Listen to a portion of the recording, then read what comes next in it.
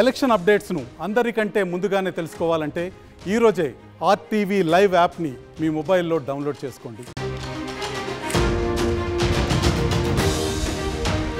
నేను మీ రవి ప్రకాష్.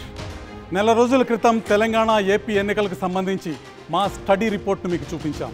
నిన్న TV channels, పలు సర్వే సంస్థలు లోక్సభతో పాటు ఏపీ అసెంబ్లీ ఎన్నికలకు సంబంధించి ఎగ్జిట్ పోల్స్ చూపించిన వెంటనే నా ఫోన్కు చాలా మెసేజెస్ వచ్చాయి. నా ఫోన్ రెస్ట్ లేకుండా మోగుతూనే ఉంది. నాకు మెసేజెస్, కాల్స్ చేసిన అందరూ ఒక్కటే చెప్పారు, నెల రోజుల క్రితం మీరు ఏం చూపించారో, ఏం చెప్పారో ఇవాళ ఎగ్జిట్ పోల్స్ తెలంగాణ, ఆంధ్రప్రదేశ్కు సంబంధించి అవే ఫలితాలను చూపిస్తున్నాయని నాతో చెప్పారు. అయితే పోలింగ్ రోజున తెలంగాణ, ఏపీలో కూడా కొన్ని సీట్లలో అనూహ్యమైన మార్పులు జరిగాయి. అందుకే ఈ పోస్ట్ పోల్ స్టడీ రిపోర్ట్ను మీ ముందుకు తీసుకొస్తున్నాను. ఎలక్షన్ రిజల్ట్స్ అందరికంటే ముందుగా ఆర్టీవీ లైవ్ యాప్లో మీకు అందుబాటులో ఉంటాయి. ఆండ్రాయిడ్, ఐఓఎస్లో మా యాప్ డౌన్లోడ్ చేసుకుని ఎలక్షన్ రిజల్ట్స్ అందరికంటే ముందుగా మీరు చూడవచ్చు. ఇక తెలంగాణ లోక్సభ ఎన్నికలపై 10 ఎగ్జిట్ పోల్స్కు సంబంధించి పోల్ ఆఫ్ పోల్స్ను మొదటిగా నేను మీకు చూపిస్తాను. ఆ తర్వాత మా కొత్త సర్వే ప్రకారం కొన్ని సీట్ల ఫలితాల్లో వచ్చిన మార్పులేంటో కూడా మీకు వివరిస్తాను. తెలంగాణ లోక్సభ ఎన్నికల్లో ఎవరు విజయం సాధించబోతున్నారు? తెలంగాణ లోక్సభ ఎన్నికలపై అనేక సంస్థలు తమ ఎగ్జిట్ పోల్ ఫలితాలను వెల్లడించాయి. పోల్ ఆఫ్ ది పోల్స్లో ఏ పార్టీ ఎన్ని స్థానాలు గెలవబోతుందో ఒకసారి చూద్దాం. ఎగ్జిట్ పోల్స్ సంబంధించిన ఫలితాలన్నింటినీ క్రోడీకరిస్తే భారతీయ జనతా పార్టీ తెలంగాణలో 9 స్థానాల్లో విజయం సాధించబోతుందని, కాంగ్రెస్ పార్టీ 6 స్థానాల్లో విజయం సాధించబోతుందని, బీఆర్ఎస్ కేవలం 1 స్థానానికి పరిమితమవుతుంది, ఎంఐఎం 1 సీట్లో విజయం సాధిస్తుందని ఎగ్జిట్ పోల్స్ ఫలితాలు తేల్చాయి. అయితే ఎగ్జిట్ పోల్స్ ఫలితాలు నిన్న వివిధ ఛానల్లో మనకు కనిపించాయి. ఎగ్జిట్ పోల్స్ సంబంధించిన సంస్థలు ఇండియా టీవీ కావచ్చు, ఏబీపీ, సి ఓటర్ కావచ్చు, జన్ కీ బాత్ కావచ్చు, న్యూస్ 18 కావచ్చు, India today, my access India కావచ్చు, ఆరా మస్తాన్ లాంటి సర్వే సంస్థలు తమ ఫలితాలను ప్రజల ముందు ఉంచాయి. ఈ ఫలితాలన్నింటినీ క్రోడీకరిస్తే భారతీయ జనతా పార్టీకి 9 స్థానాలు, కాంగ్రెస్ పార్టీకి 6 స్థానాలు, బీఆర్ఎస్కి 1 స్థానం, మజ్లిస్ పార్టీకి 1 స్థానం తెలంగాణలో వస్తున్నాయన్న విషయాన్ని మనం తెలుసుకుంటాం. అయితే ఒక్కసారి ఆర్టీవీ ఎగ్జిట్ పోల్ గురించి మనం వెళ్ళబోయే ముందు ఆర్టీవీ గతంలో స్టడీ రిపోర్ట్లో ఏ పార్టీ ఎన్ని స్థానాల్లో గెలవబోతుందన్న విషయాన్ని గతంలో తెలియజేసిందన్నది మనం స్క్రీన్ మీద ఒక్కసారి చూద్దాం. తెలంగాణలో మొత్తం 17 లోక్సభ స్థానాలు ఉన్నాయి. పోలింగ్కి ముందు ఆర్టీవీ స్టడీలో బీజేపీ 8, కాంగ్రెస్ 8, ఎంఐఎం 1 స్థానంలో గెలుస్తాయని తేలింది. బీఆర్ఎస్ 1 స్థానంలో కూడా విజయం సాధించలేదన్న విషయం కూడా ఆ రోజు మన ముందుకు వచ్చింది. కానీ రాజకీయాల్లో పరిస్థితులు మారటానికి 1 వారం సమయం చాలు. పోలింగ్ రోజున, ఎన్నికల రోజున ఓటర్ ఏ పార్టీకి ఓటు వేస్తారన్న విషయం ఆర్టీవీ పోస్ట్ పోల్ స్టడీలో ఇప్పుడు తెలియబోతుంది. తెలంగాణలో బలాలు ఏ విధంగా ఉంటాయి, ఎన్నికల ముందు సమాన బలాలు చూపించిన భారతీయ జనతా పార్టీ, కాంగ్రెస్ పార్టీ ఎన్నికల రోజున ఎటువంటి బలాన్ని ప్రదర్శించాయన్న అంశాన్ని ఇప్పుడు ఆర్టీవీ మీకు తెలియజేయబోతుంది. నెల రోజుల క్రితం ఆర్టీవీ ఇచ్చిన స్టడీ రిపోర్ట్ తర్వాత ఎలాంటి మార్పులు వచ్చాయి, దీనివల్ల ఫలితాల్లో ఎటువంటి మార్పు ఉండబోతుందో ఇప్పుడు చూద్దాం. ఆదిలాబాద్ లోక్సభ కాంగ్రెస్ అభ్యర్థి ఆత్రం సుగుణ గెలుస్తారని పోలింగ్కి ముందు ఆర్టీవీ స్టడీలో తేలింది. పోలింగ్ తర్వాత అక్కడ పరిస్థితిలో మార్పు వచ్చింది. బీజేపీ అభ్యర్థి గోడం నగేష్కు మోదీ మేనియా బాగా కలిసి వచ్చింది. నగేష్ వివాదరహితుడు, వ్యక్తిగతంగా మంచి పేరుంది. ఇక ఆదిలాబాద్ పార్లమెంటు పరిధిలో 4 బీజేపీ ఎమ్మెల్యేలు గెలవడం కూడా ఆయన కలిసి వచ్చింది.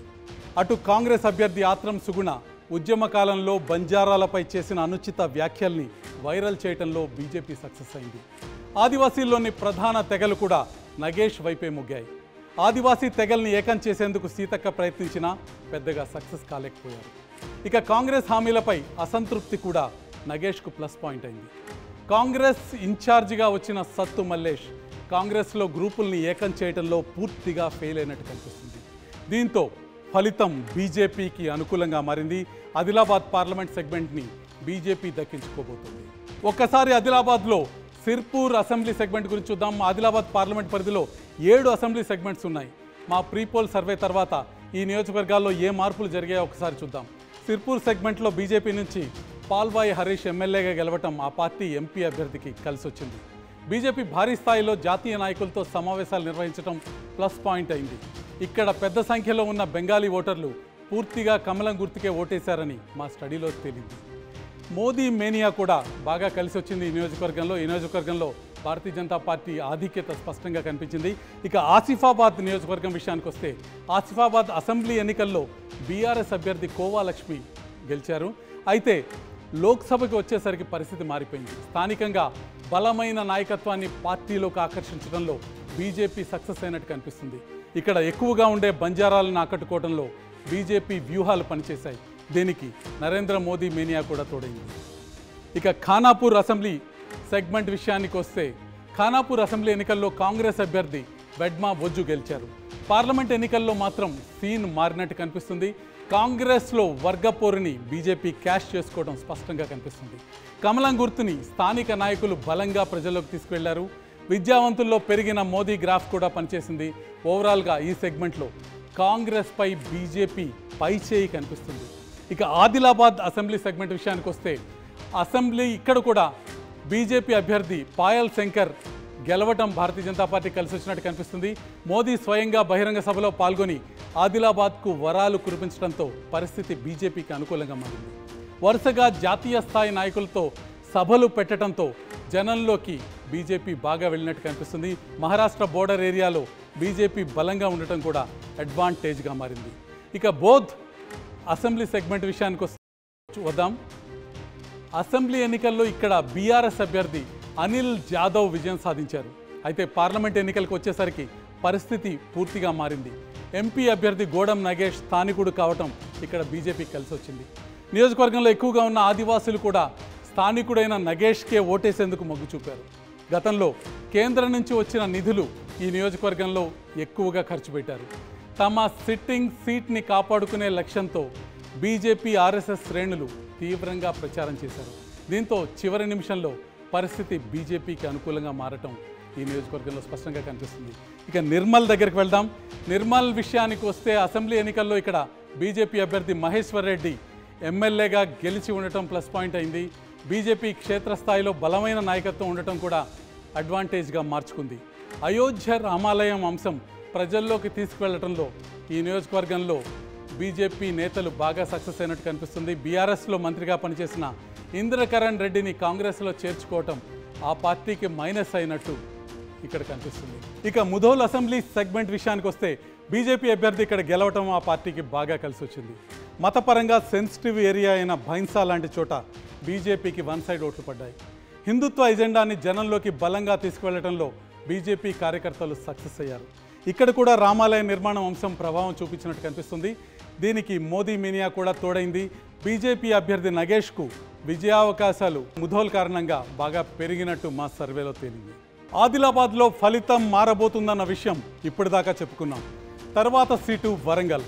ఇక్కడ కాంగ్రెస్ అభ్యర్థి కడియం కావ్య గెలిచే అవకాశం ఉందని పోలింగ్కి ముందు చేసిన ఆర్టీవీ స్టడీలో తేలింది. కానీ పోలింగ్ దగ్గర పడుతున్న కొద్దీ పరిస్థితి మారుతూ వచ్చింది. బీజేపీ అభ్యర్థి ఆరూరి రమేష్ ఆర్థికంగా బలంగా ఉండటంతో పాటు భారీగా అనుచరగణం ఉండటంతో విజయావకాశాలు మెరుగుపరుచుకున్నట్టు కనిపిస్తుంది. పోలింగ్కి 3-4 రోజుల ముందు నుంచి సంఘ్ పరివార్ ఇంటింటికి తిరిగి ప్రచారం చేసింది. వరంగల్కు స్మార్ట్ సిటీ గుర్తింపు, ఎయిర్పోర్ట్ హామీ, కాజీపేట రైల్వే డివిజన్ లాంటి అంశాలని బీజేపీ బలంగా జనంలోకి తీసుకువెళ్ళింది.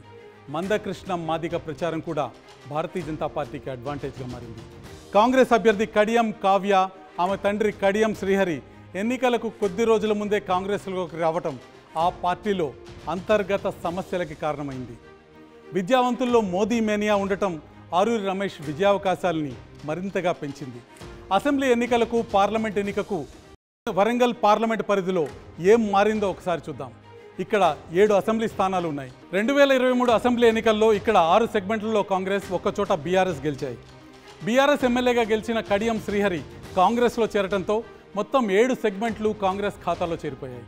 అయితే పార్లమెంట్ ఎన్నికల నాటికి పరిస్థితి అనూహ్యంగా మారినట్టు కనిపిస్తుంది. బీజేపీ గెలుపు దిశగా నడుస్తున్నట్టు కనిపిస్తుంది. ఒకసారి వరంగల్ పార్లమెంట్ నియోజకవర్గంలో అసెంబ్లీ సెగ్మెంట్ల విషయానికి వద్దాం. ముందుగా స్టేషన్ ఘన్పూర్ విషయం చర్చిద్దాం. బీఆర్ఎస్ నుంచి కడియం శ్రీహరి ఇక్కడ గెలిచి కాంగ్రెస్ పార్టీలో చేరారు. వరంగల్ పార్లమెంట్ అభ్యర్థిగా తన కుమార్తె కడియం కావ్యకి టికెట్ తెచ్చుకున్నారు. బీఆర్ఎస్కి పట్టున్న ఈ సెగ్మెంట్లో కడియంకి తాటికొండ రాజయ్యకు మధ్య ఉన్న గొడవ కాంగ్రెస్ను తీవ్రంగా దెబ్బతీసింది. కడియంకు వ్యతిరేకంగా గట్టిగా ప్రచారం చేసి బీఆర్ఎస్కి ఓట్లు పడేలా రాజయ్య కష్టపడ్డారు. బీఆర్ఎస్లో ఉన్నప్పుడు కాంగ్రెస్ ఎమ్మెల్యే అభ్యర్థి ఇందిరను ఓడించారు కడియం. దీంతో ఆయన్ను దెబ్బతీయాలన్న పట్టుదలతో ఇటు కాంగ్రెస్ అటు బీఆర్ఎస్ నేతలు పనిచేయడంతో కావ్యకి ఇక్కడ పెద్ద మైనస్ పాయింట్గా మారింది. ఓవరాల్గా ఈ సెగ్మెంట్లో బీఆర్ఎస్కు ఎక్కువ ఓట్లు పడటం బీజేపీకి అడ్వాంటేజ్గా మారుతుంది. ఇక పాలకుర్తి అసెంబ్లీ నియోజకవర్గంలో కాంగ్రెస్ గెలిచింది. ఇప్పుడు కూడా కాంగ్రెస్ హవా అక్కడ కనిపించింది. ఈ సెగ్మెంట్లో తాజాగా అత్యధికంగా ఓట్లు పోలయ్యాయి. ఇక్కడ ఓడిపోయిన మాజీ మంత్రి ఎర్రబెల్లి దయాకర్ రావు ప్రతిష్టాత్మకంగా తీసుకుని కాంగ్రెస్కు ఓట్లు పడకుండా కృషి చేశారు. ఇది బీజేపీకి కలిసి వచ్చిన అంశంగా కనిపిస్తుంది. ఇక పరకాల అసెంబ్లీ సెగ్మెంట్ విషయానికి వద్దాం. అసెంబ్లీ ఎన్నికల్లో ఇక్కడ కాంగ్రెస్ గెలిచింది. అయితే ఇప్పుడు పరిస్థితి బీజేపీకి అనుకూలంగా మారింది. సంఘ్ పరివార్ ఈ సెగ్మెంట్లో బలంగా ఉంది. బీజేపీ రాష్ట్ర స్థాయి నాయకులు ఇక్కడ చాలామంది ఉన్నారు. పార్లమెంట్ ఎన్నికలు కాబట్టి మోదీ మేనియా కూడా ఇక్కడ పనిచేసిందనే చెప్పాలి. పరకాల తర్వాత వరంగల్ ఈస్ట్ వెస్ట్ నియోజకవర్గాల విషయానికి వద్దాం. ఇక్కడ ఈసారి అతి తక్కువ పోలింగ్ నమోదైంది. విద్యావంతులు ఎక్కువగా ఉండటంతో పడిన ఓట్లలో బీజేపీకే ఎడ్జ్ ఉన్నట్టు చాలా స్పష్టంగా కనిపిస్తుంది. మంత్రి కొండా సురేఖ ప్రాతినిధ్యం వహిస్తున్న వరంగల్ ఈస్ట్లో బీజేపీకి అనుకూల పరిస్థితి కనిపిస్తుంది. ఇక్కడ అర్బన్ ఏరియాలో బీఆర్ఎస్ ఓటు బ్యాంకు కూడా ఈసారి బీజేపీ వైపుకు మళ్ళినట్టు పోలింగ్ పండితులు చెప్తున్నారు. వరంగల్ వెస్ట్లో కాంగ్రెస్ ఎమ్మెల్యే నాయని రాజేందర్ రెడ్డి ఉన్నప్పటికీ ఈసారి ప్రభావం తక్కువగా పనిచేసినట్టు కనిపిస్తుంది. ఈ రెండు నియోజకవర్గాల్లో ఇప్పుడు కాంగ్రెస్కు వ్యతిరేకత చాలా స్పష్టంగా కనిపిస్తుంది. అది బీజేపీకి అనుకూలమైన అంశమైనట్టు చాలా స్పష్టంగా కనిపిస్తుంది. ఒకసారి వర్ధన్నపేట దగ్గరికి వెళ్దాం. వర్ధన్నపేట అసెంబ్లీ సెగ్మెంట్లో కాంగ్రెస్ నుంచి కేఆర్ నాగరాజు గెలిచారు. అయితే ఇది బీజేపీ ఎంపీ అభ్యర్థి ఆరూరు రమేష్ సొంత నియోజకవర్గం కావటం రమేష్కు ప్లస్ పాయింట్గా మారింది. బీజేపీ హవా మోదీ ప్రచారం ఆయన కలిసి వచ్చినట్లు పోలింగ్ తర్వాత జరిపిన మా అధ్యయనంలో తేలింది. ఒకసారి భూపాలపల్లి నియోజకవర్గం విషయానికి వద్దాం. భూపాలపల్లి అసెంబ్లీ సీట్లో కాంగ్రెస్ నుంచి గండ్ర సత్యనారాయణ గెలిచారు. ఈ సెగ్మెంట్లోనూ ఇప్పుడు అత్యధికంగా ఓట్లు పడ్డట్టు కనిపిస్తుంది. ఇది కూడా కాంగ్రెస్ అనుకూలమైన సీటు. అయితే లోక్సభ ఎన్నికల్లో ఇక్కడ బీజేపీ ఆర్ఎస్ఎస్ శ్రేణులు ప్రతి గడపను టచ్ చేశారు. రామాలయ నిర్మాణ అంశాన్ని జనంలోకి బలంగా తీసుకువెళ్ళడం కనిపిస్తుంది. దీని ప్రభావం పోలింగ్పై కనిపించింది. మొత్తానికి పరిస్థితి బీజేపీకి అనుకూలంగా మారినట్టు కనిపిస్తుంది. వరంగల్ తర్వాత వరంగల్ పక్కనే ఉన్న భువనగిరి లోక్సభ సీటు విషయానికి వద్దాం. ఇక్కడ కాంగ్రెస్ అభ్యర్థి చామల కిరణ్ కుమార్ రెడ్డి గెలుస్తారని పోలింగ్కి ముందు ఆర్టీవీ స్టడీలో చెప్పాం. ఇక్కడ కాంగ్రెస్ విజయం చాలా తేలిక అని చాలామంది భావించారు. ఇక్కడ కాంగ్రెస్ ఇన్ఛార్జిగా రాజగోపాల్ రెడ్డి ఉండటంతో పోటీ రాజగోపాల్ రెడ్డి వర్సెస్ బూర నర్సయ్య గౌడ్గా మారటం కనిపిస్తుంది. కాంగ్రెస్కి సిట్టింగ్ స్థానం ఇది. దీంతోపాటు జనగాం మినహా అంతా కాంగ్రెస్ ఎమ్మెల్యేలు కావడంతో కాంగ్రెస్ గెలుపుపై ధీమాన్ని చూపించింది. కానీ చివరిలో బీఆర్ఎస్ క్యాడర్ బూర నర్సయ్య గౌడ్ వైపుకు మళ్లటంతో పరిస్థితి మారినట్టు కనిపిస్తుంది. బీసీ ఓటర్లు కూడా పెద్ద సంఖ్యలో బూర నర్సయ్యకే ఓటేశారన్న వాతావరణం కనిపిస్తుంది. దీనికి తోడు మోదీ మేనియా రామాలయ నిర్మాణం కూడా ఓటర్లపై బాగా ప్రభావం చూపించాయి. దీంతో కాంగ్రెస్ బీజేపీ మధ్య టఫ్ ఫైట్ జరగడం ఇక్కడ కనిపిస్తుంది. రెండు పార్టీలకు గెలుపు అవకాశాలు ఇక్కడ సమానంగా ఉన్నట్టు కనిపిస్తుంది. ఎవరికి మెజారిటీ వచ్చినా స్వల్పమైన మెజారిటీతో ఇక్కడ విజయం సాధించే పరిస్థితి మనకు విస్పష్టంగా కనిపిస్తుంది. పోలింగ్కి ముందు ఆర్టీవీ జరిపిన ప్రీ పోల్ స్టడీలో భారతీయ జనతా పార్టీ కాంగ్రెస్ పార్టీలు 8 స్థానాలతో సమ ఉజ్జీలుగా మనకు కనిపిస్తున్నాయి. బీఆర్ఎస్ ఒక్క స్థానాల్లో కూడా విజయం సాధించలేదన్న విషయం మనకి ప్రీ పోల్ స్టడీ తెలియజేసింది. అదేవిధంగా మజ్లిస్ పార్టీ ఒక్క స్థానంలో హైదరాబాద్ స్థానంలో విజయం సాధించబోతుందని తెలిసింది. అయితే ఎన్నికల నాటికి పరిస్థితులు మారాయి. మారిన పరిస్థితులకు సంబంధించిన తాజా వివరాలను కూడా ఆర్టీవీ మీ ముందుకు తీసుకొస్తుంది. ఇక్కడ ఆర్టీవీ పోస్ట్ పోల్ స్టడీ మీ ముందుంది. భారతీయ జనతా పార్టీ 10 స్థానాల్లో విజయం సాధించబోతుంది. కాంగ్రెస్ పార్టీ 6 స్థానాలతో సరిపెట్టుకోవాల్సి వస్తుంది. బీఆర్ఎస్ ఎటువంటి స్థానాన్ని గెలుచుకోలేకపోతుంది. మజ్లిస్ హైదరాబాద్ స్థానం ఒక్క స్థానంలో విజయం సాధించబోతుంది.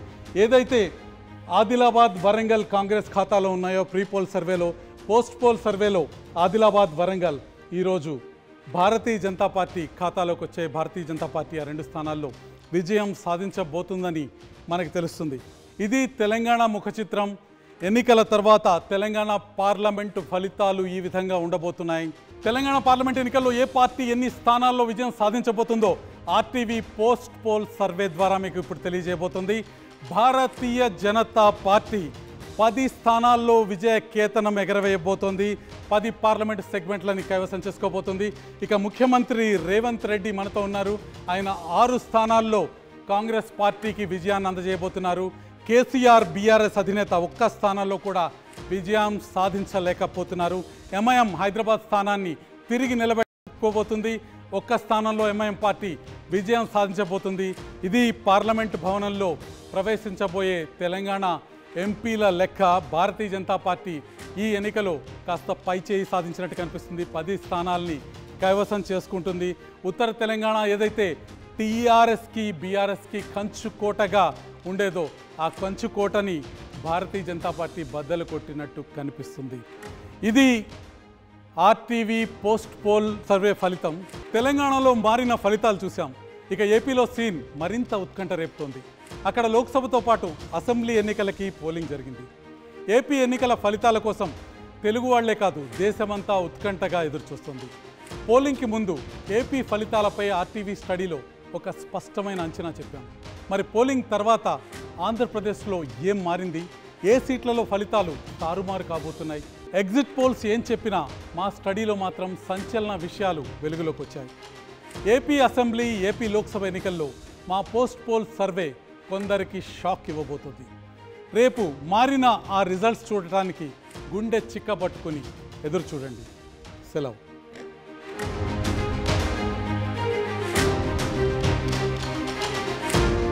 మరిన్ని వీడియోస్ కోసం ఛానల్ ని సబ్స్క్రైబ్ చేయండి. లేటెస్ట్ అప్డేట్స్ కోసం వాట్సాప్ ఛానల్ ని ఫాలో చేయండి.